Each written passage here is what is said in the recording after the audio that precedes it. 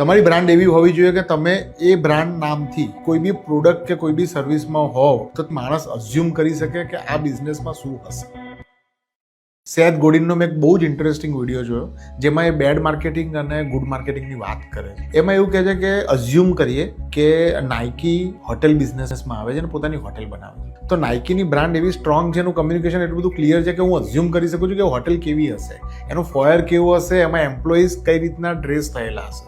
પણ ધારો કે હિલ્ટન કે હયાત એ શૂઝ બનાવવાનું ચાલુ કરે છે તો બધી હોટલ્સ આપણને સરખી લાગે છે, બધાનું બ્રાન્ડિંગ સરખું લાગે છે. વી કેનોટ અઝ્યુમ ઓર વી કેનોટ સજેસ્ટ કે એ એમના શૂઝ કેવા હશે. સેથ ગોડિન કહે છે કે ગુડ બ્રાન્ડિંગ એવું છે કે તમારી બ્રાન્ડ, એનું કમ્યુનિકેશન, એનું કેરેક્ટર એટલું બધું સ્ટ્રોંગ અને ક્લિયર હોવું જોઈએ કે માણસ અઝ્યુમ કરી શકે, સમજી શકે તમે શું કહેશો અને શું કરશો. અમે લોકો ડીએનસીનું અત્યારે રીબ્રાન્ડિંગ કરી રહ્યા છીએ અને આ જ ઓબ્જેક્ટિવ સાથે કરી રહ્યા છીએ કે અમારા બધા બિલ્ડિંગ્સ, અમારા બધા બિઝનેસીસ એની એક જ વાત હોય અને ડીએનસી નામ સાથે કોઈ બી બિઝનેસ કે સર્વિસ જોડાય તો મારા બધા જ મેમ્બર્સ, મારા બધા જ ક્લાયન્ટ્સ અઝ્યુમ કરી શકે અને સાચું સજેસ્ટ કરી શકે કે અમે શું કરી રહ્યા હોઈશું.